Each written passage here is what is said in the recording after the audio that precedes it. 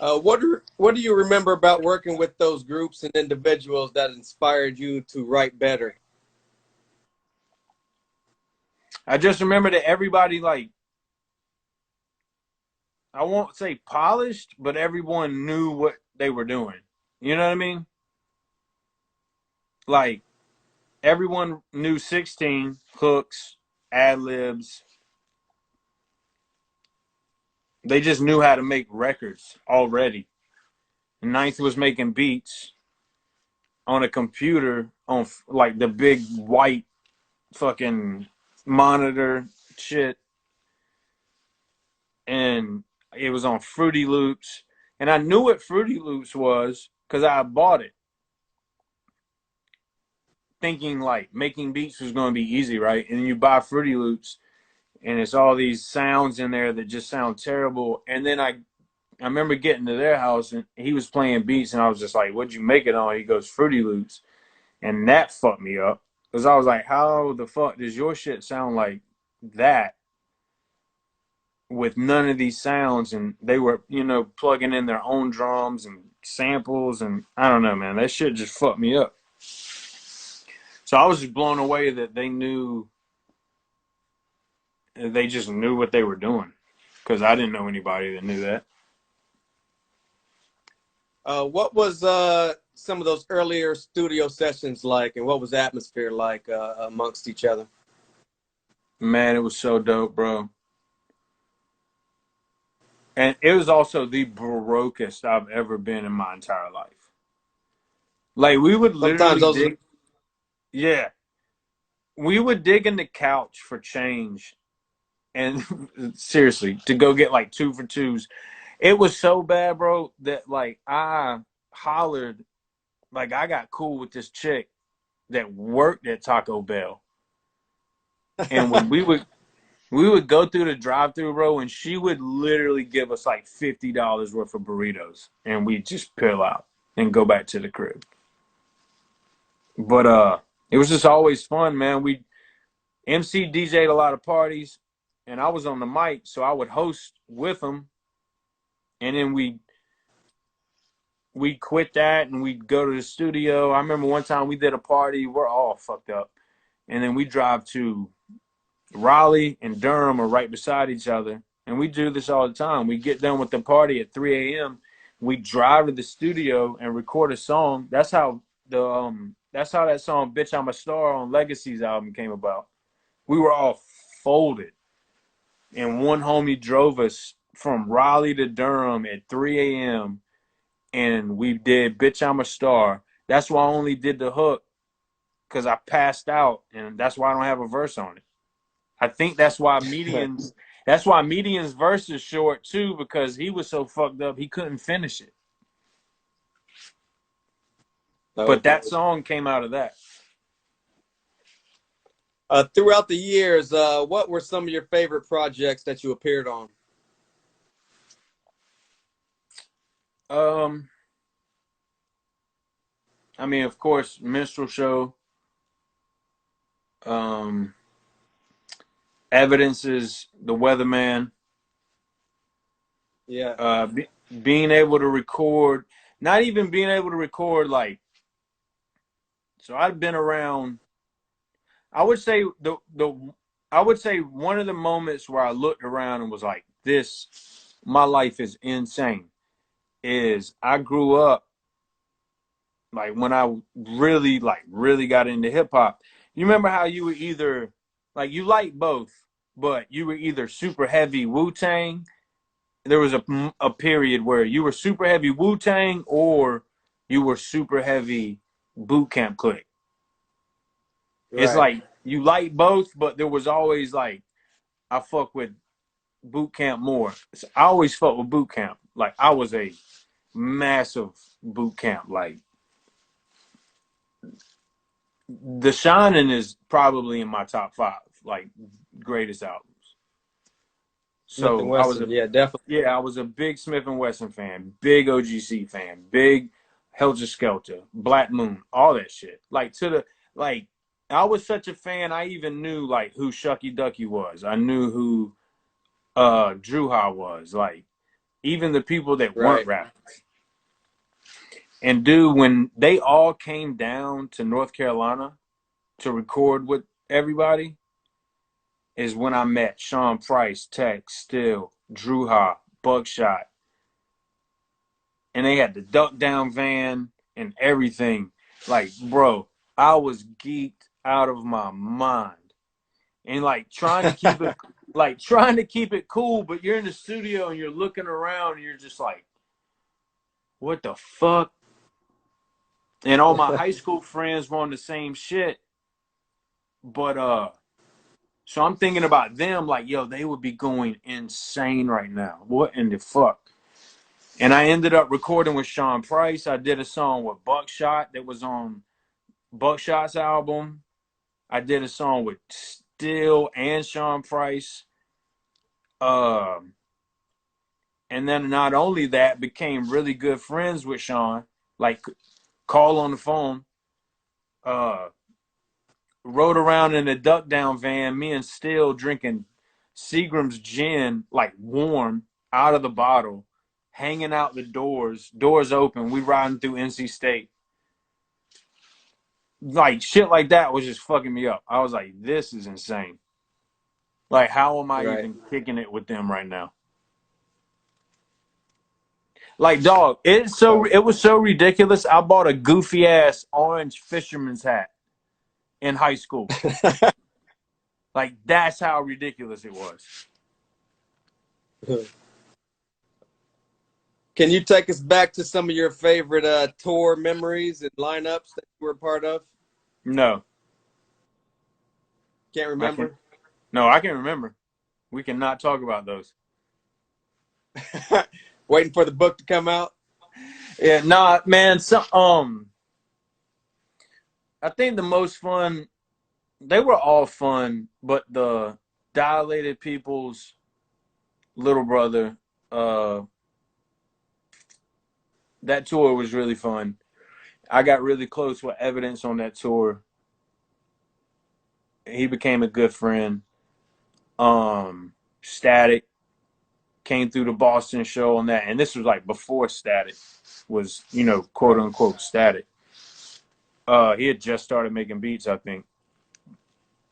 Almost died on that tour. I caught the flu or some shit, man, where it was so bad I thought I was gonna have to go home, and ended up just like drinking a bunch of whiskey and sweating it out on the bus. I sweated through like 4 pairs of sweatpants. Yeah, that was a fun tour. We went out with Kanye. We went out with Kanye for the College Dropout tour. That was weird. What was so weird about that time? It was just weird, man, because we had, they had little brother recorded with him before, and we had already met him before he was Kanye. Like, he was only Kanye the producer. Like he ran up on Fontaine and started freestyle like a fan. No bullshit. But he acted how you think Kanye post graduation would act. And this is pre College Dropout. Like, he was playing College Dropout. It hadn't come out yet. So he's playing joints. I remember he's playing the Talib joint in the studio. And people, you know how it is, you in there bobbing, and then someone cracks a joke or says something. Everybody starts laughing. And my dude got up out of the chair, walked over, hit stop, looked at everybody and was like, y'all ain't listening. Rewinds, presses play, and goes back and sits down. Bro, we're all sitting there like what the fuck? So yeah, he was on that shit early. I told this before to Double O and them Kids in the Hall that me, him, and Fonte went to a Russell Simmons party at Bed in Miami, and he got denied at the door, and Nappy Roots had to come out and get him in. Like Wow. he had to get wristbands from Nappy Roots because they were leaving. Wow. Like he got played. It was crazy. It wasn't crazy then because it was just whatever. But now if you look back on it, you're like, holy shit, that's insane. Right. Crazy. But yeah, there's a You whole also, bunch of fun shit. what'd you say again? I said there's a whole, like, we could be here for 8 hours talking about tour stuff. Yeah. Well, give us one more before we get out of here. What's a good tour, a crazy tour story?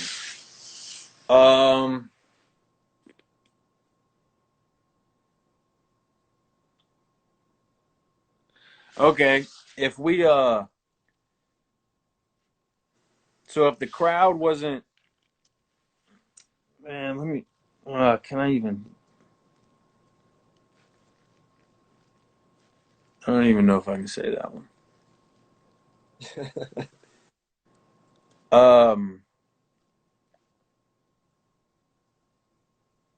I'm trying to think of something that's dope. Oh shit! All right, I got one.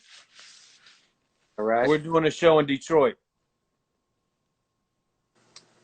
and little brother, we're doing it St. Andrew's Hall. If you know anything about that, that's like Definitely. How's she been there?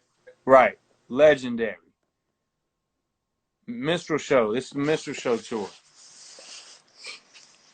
Little brother brings out Elzai to do Hiding Places in Detroit at St. Andrew's Hall.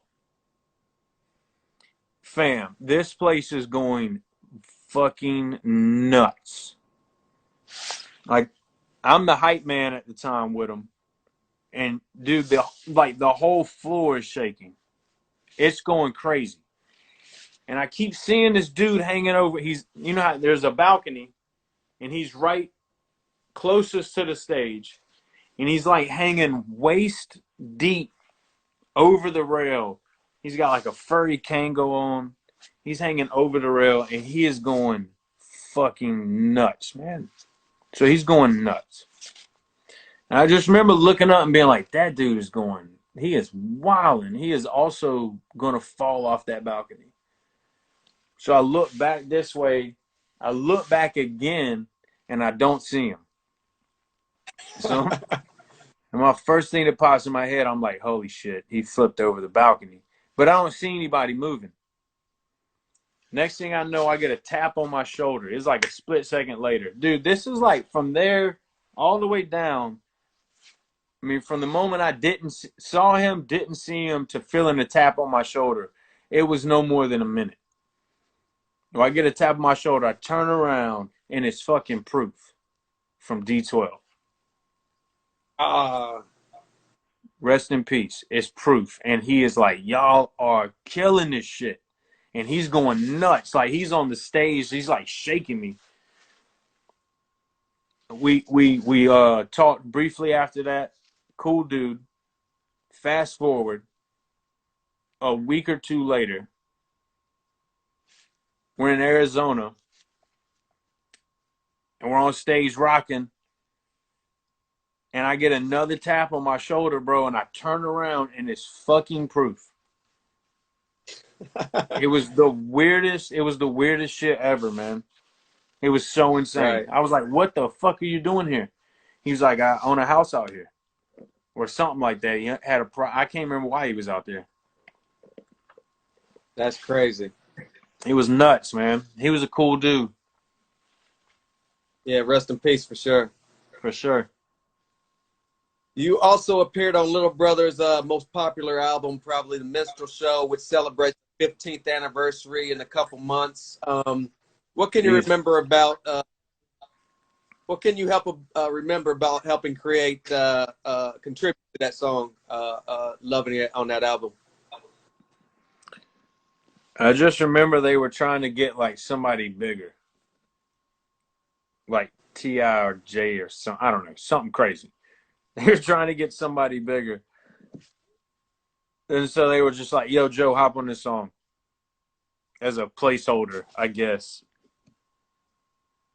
Not in like a disrespectful way, just like, yeah, we're trying to get T.I. or Lil, even a J. I was like, yeah, whatever. So I remember they put me on the song.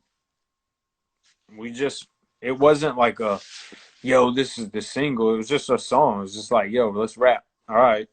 So I just rap.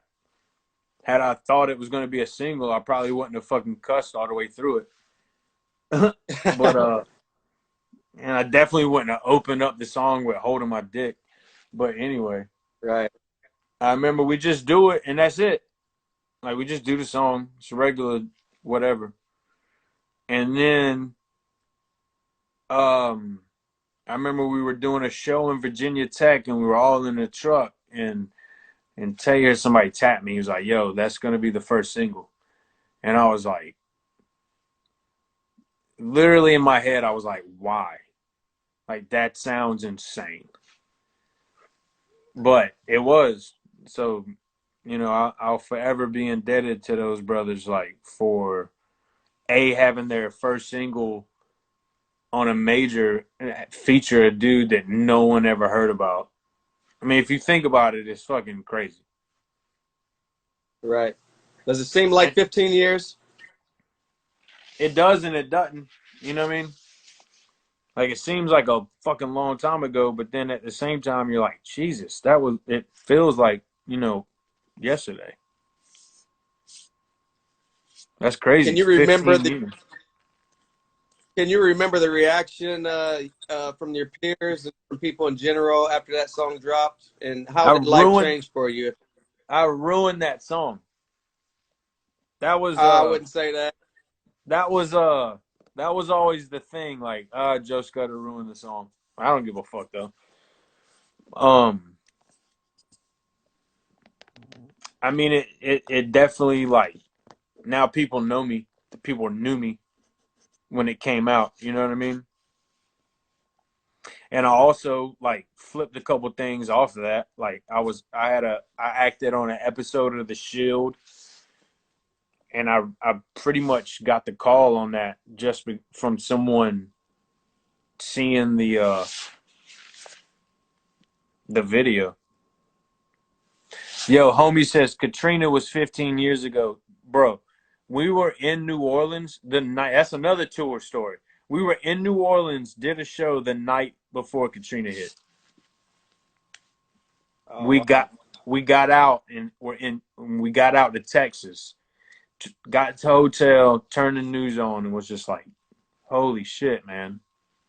It was insane. Crazy. Ninth and Little Brother seem to be doing their own thing. What did you learn the most about working with Ninth, such a great producer on some of the tracks?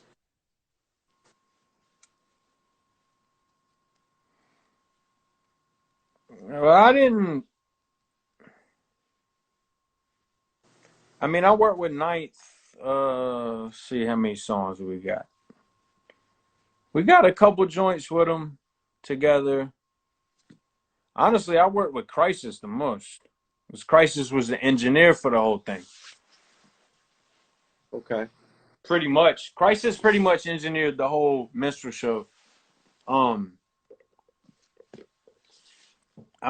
and Crisis, bro. They were it was all like sorcery, magic. Like I never understood what the fuck was going on. I was just like, how are y'all doing this? This is insane to me. But they know they just know like, all right, we can take this and make this sound better. You know what I mean? Definitely. At what point did you see the Justus League kind of dissolve and start doing their own thing?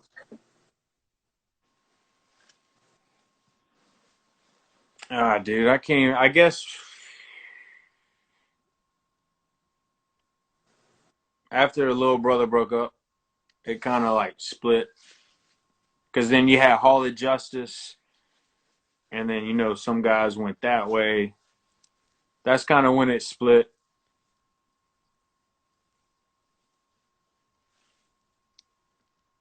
So, are you officially retired, and how did that decision come about?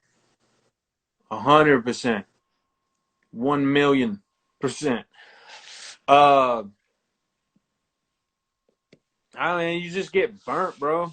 You get burnt out, and then things aren't moving how you want them to move. I'm also my worst enemy. Like, I never like anything, so it's really hard for me to.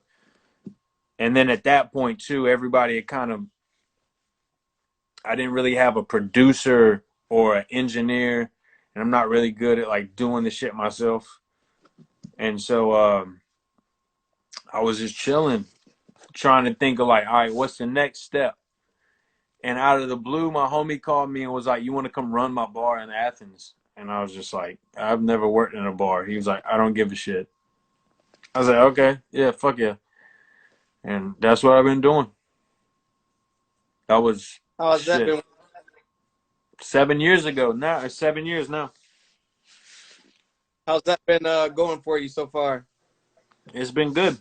I worked in Athens for 2 years running his spot, and then we closed it, sold it, and then I got a job in Atlanta running this other spot, and I've been there ever since. 5 years now. So, what does Joe Scudda consider the highlight of your time with the Justus League, and what do you cherish the most? Ooh, cherish the most is the friendships, definitely. Like, we still got the group chat. Our group chat goes off every day. We still keep in touch all day, honestly. Yeah, the friendships, definitely, man. I met a lot of good people from music. I met a lot of good people touring. Um, Static is a good friend of mine. Evidence is a good friend of mine. There's a lot of people that I consider friends from the music era of things. So that's probably, you know, what I hold the most dear is the friendships, honestly. Do you still find yourself writing from time to time? Yeah, every once something will come out, like something dope will come out, like a Pusha album or the Benny album. It's funny though, those things came out and I kind of got gassed up. They're like, yo, let me just do an EP. Me and House Shoes were gonna do an EP. House Shoes were gonna do it. I was gassed. And then Little Brother put their album out. And you would think like, yo, this is a perfect time to piggyback off that album. But I hadn't really been writing. And they dropped their album, and that shit was so dope. I was like, my shit's not gonna be that dope. I'm not putting an album out. Fuck music. I'm not doing that. So I just fucking canned it. Hey, you got to stop being so hard on yourself, bro. We love you out here. I feel you, but yeah, it wasn't like it was just like, yo, this is so dope. I just totally, it didn't even gas me to make music. It kind of turned me into a fan almost, where I was just like, yeah, I'm cool, man. So I just paint, I stay creative painting, I work on my truck, and I do little shit like that. But that's about it. In 2020, how does Joe Scudda feel about the state of hip hop? I think it's dope. I don't really see anything to complain about. You find what you like and you listen to what you like. And if you don't like something, shut the fuck up. Talk about what you do like instead of what you don't like. Everybody gets on Twitter, blah, this and that and that. Shut the fuck up, man. Talk, like, it's Right. so fucking stupid. Just talk about what you like. You can't tell me there's nothing out here that you don't like. You got Benny, Conway, Little Brother. Freddie Gibbs, Pusha, Kendrick, Cole. Like, you got all this shit. And instead of spending time listening to that or listening to the old shit or finding new music that's not even hip hop, getting into some other shit, people just bitch about the shit they don't like, which honestly, I don't even understand how people hear the shit they don't like. You don't have to listen to the radio anymore, right? Right. So how the fuck are Right. you hearing all this goofy shit? I don't That's one get way it. to look. Right. But everything has a, even the shit that, like, it all has a place, man. Like, I mean, it all has. I'm 40 now, so I'm not going to the club. But like, if I'm in the club, I ain't trying to hear Nas bar me to death while I'm trying to talk to some girl, or you know what I mean, whatever. Right. I don't have to sit there and listen to that. I'd rather just be chilling and something Right. that I don't really, you know what I mean. I don't know. It all, everything has a place. It just depends on where you hear it. There's plenty of songs I've heard where I was like, if I heard it at home, I was like, yeah, I ain't really feeling that. And then I heard it in the club and was like, oh, this shit goes off. Holy shit. Right. Right. You found yourself on Little Brother's 2019 project, Life After Blackface skit. Can you tell me how that came about? And I don't even, bro. Tay hit me. He goes, yo, I need you to record 3 things, A, B, and C. I was like, okay, what is it? He was like, don't worry about that. Record A, B, and C, just like this. And he tells me what he wanted. I was like, okay. And then I send it to him, and I don't know what the fuck is going on. And I heard it at the same time y'all heard it, and was just like, holy shit.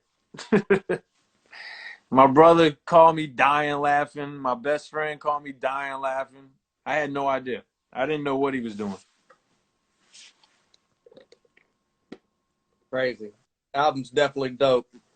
Hell yeah. If the Justice League was to consider a reunion, would Joe Scudda be down? Of course. 100%. Okay. Any surprises from Joe Scudda in the future? What can we expect from Joe Scudda? Painting, maybe a surprise project. No surprise project. Zero surprise projects. Maybe an art show or something, but zero surprise projects. That part I do know. The art, where can we find that at? Do you have a website, or is everything made on your Instagram page? No, you cannot find that anywhere. I just have it in my house. I just have it in my, it's kind of like all the albums. I probably have 3 albums worth of music probably. Yeah, it's just in my house. And I sell it if people want it, but I just paint to just like stay creative. That's about it. Like I'm working on this right now. Doing that. I got a Griselda piece right here.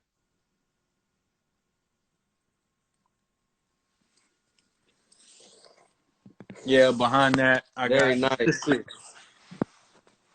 got that. Ooh.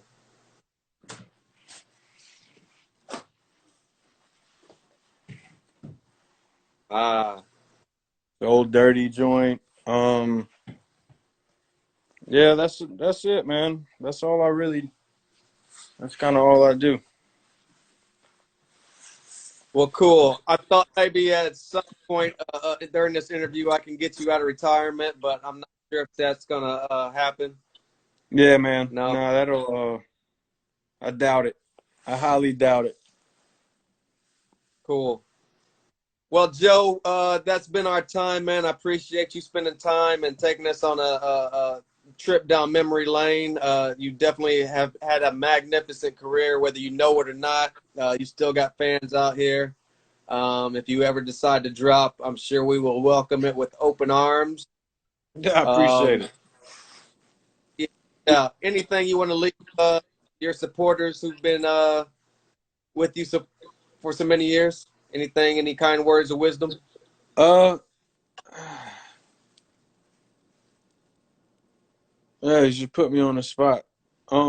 Thank y'all. That's what we Appreciate it. do.